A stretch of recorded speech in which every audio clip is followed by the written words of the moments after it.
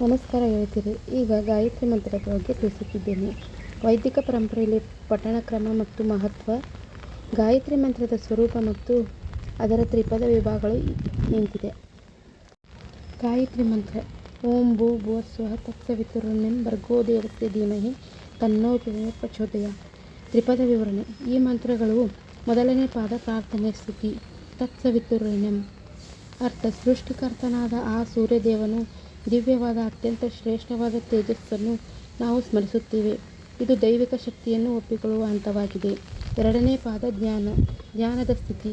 ಭರ್ಗೋ ದೇವಸ್ಯ ಧೀಮಹಿ ಅರ್ಥ ಆ ದೇವನ ಪಾಪನಾಶಕನಾದ ಪ್ರಕಾಶಮಾನವಾದ ತೇಜಸ್ಸನ್ನು ನಮ್ಮ ಬುದ್ಧಿಯಲ್ಲಿ ಜ್ಞಾನಿಸುತ್ತೇವೆ. ಇದು ನಮ್ಮ ಅಂತರಂಗದಲ್ಲಿ ದೈವಿಕ ಶಕ್ತಿಯನ್ನು ಆವಾಹನೆ ಮಾಡಿಕೊಳ್ಳುವ ಕ್ರಿಯೆಯಾಗಿದೆ. ಮೂರನೆಯದ್ದು ಧಿಯೋಯೋನ ಪ್ರಚೋದಯ ಅರ್ಥ ಆ ಪರಮಾತ್ಮನು ನಮ್ಮ ಬುದ್ಧಿಯನ್ನು ಸನ್ಮಾರ್ಗದತ್ತ ಪ್ರೇರೇಪಿಸುವಲ್ಲಿ ಇದು ನಮ್ಮ ಜ್ಞಾನ ಮತ್ತು ಬುದ್ಧಿಶಕ್ತಿಯ ವಿಕಾಸಕ್ಕಾಗಿ ಮಾಡುವ ಅಂತಿಮ ಪ್ರಾರ್ಥನೆಯಾಗಿದೆ. ಗಾಯತ್ರಿ ಮಂತ್ರದ ಮಹತ್ವ. ಗಾಯತ್ರಿ ಎಂಬ ಹೆಸರು ಗಾಯತಂ ತ್ರಾಯತೆ ಇತಿ. ಗಾಯತ್ರಿ ಎಂದರೆ ಯಾರು ಮಂತ್ರವನ್ನು ಜಪಿಸುತ್ತಾರೋ ಆ ಮಂತ್ರವೇ ಅವರನ್ನು ರಕ್ಷಿಸುತ್ತದೆ ಎಂದು ಅರ್ಥ. ತ್ರಿಪದಗಳ ಅರ್ಥ. ವೇದಗಳಲ್ಲಿ ಗಾಯತ್ರಿ ಮಂತ್ರಕ್ಕೆ ತ್ರಿಪದ ಎಂಬ ವಿಶೇಷಣವಿದೆ, ಏಕೆಂದರೆ ಇದು ನಮ್ಮ ಮೂರು ಲೋಕಗಳು ಜಾಗೃತಿಯನ್ನು ಮತ್ತು ದೇಹ, ಮನಸ್ಸು, ಬುದ್ಧಿ ಮತ್ತು ಎಂಬ ಮೂರು ಸ್ತರಗಳ ಶುದ್ಧೀಕರಣ ಪ್ರತಿನಿಧಿಸುತ್ತದೆ. ಫಲಶ್ರುತಿ. ಈ ಮಂತ್ರವು ಮನಸ್ಸಿನಲ್ಲಿ ಶಾಂತಿ, ಬುದ್ಧಿ ತೀಕ್ಷ್ಣತೆ ಮತ್ತು ಆಧ್ಯಾತ್ಮಿಕ ಉನ್ನತಿಗೆ ಮಾರ್ಗವಾಗಿದೆ ಎಂದು ಹೇಳಲಾಗಿದೆ. ವೇದಗಳ 4 ಇದ್ದರೂ ಗಾಯತ್ರಿ ಮಂತ್ರವು ಮೂಲತಃ ಋಗ್ವೇದ ಸಂಹಿತೆಯಲ್ಲಿ ಬರುವ ಅತಿ ಪ್ರಾಚೀನ ಮತ್ತು ಶ್ರೇಷ್ಠವಾದ ಮಂತ್ರವಾಗಿದೆ. ಆದಾಗ್ಯೂ ವೈದಿಕ ಸಂಪ್ರದಾಯದಲ್ಲಿ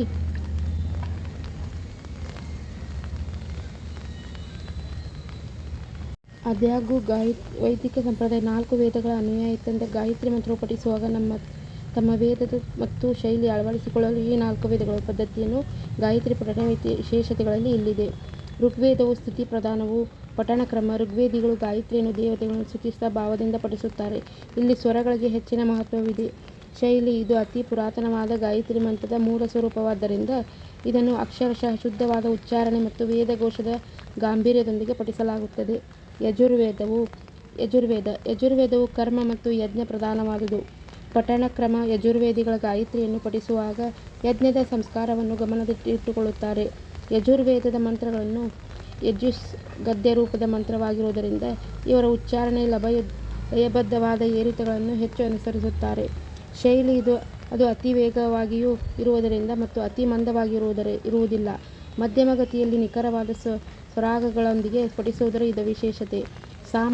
ಸಾಮವೇದವು ಗಾನ ಅಥವಾ ಸಂಗೀತ ಪ್ರಧಾನವಾದುದು.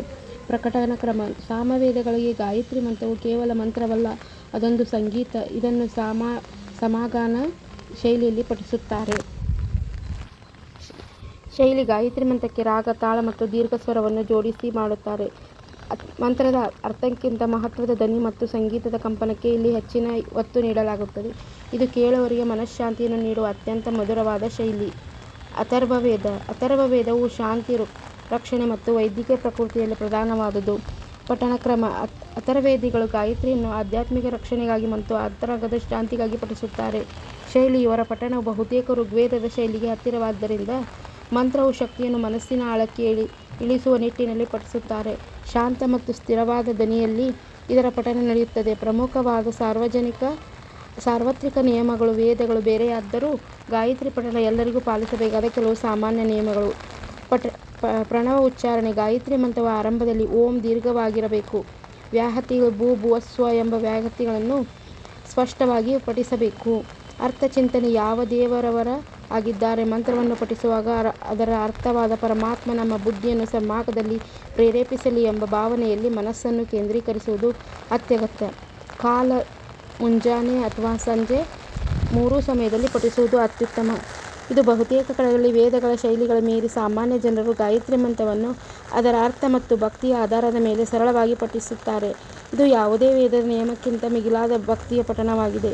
ನಿಮ್ಮ ಜೀವನದಲ್ಲಿ ಅಥವಾ ಏನಾದರೂ ಕಷ್ಟ ಇದ್ದರೆ ಈ ಗಾಯತ್ರಿ ಮಂತ್ರ ಪಠಣ ಮಾಡಬೇಕು. ಆದರೆ ಯಾರಾದರೂ ಗುರುಗಳ ಕಡೆ ಇದನ್ನು ಫಸ್ಟು ಹೇಳಿಸ್ಕೊಂಡು ಆಮೇಲೆ ನೀವು ಪಠಣ ಮಾಡುವುದು ಒಳ್ಳೆಯದು. ನಮಸ್ಕಾರ ಗೆಳತಿಯರೇ. ಮುಂದಿನ ವಿಡಿಯೋದಲ್ಲಿ ಮತ್ತೆ ಸಿಗುತ್ತೇನೆ.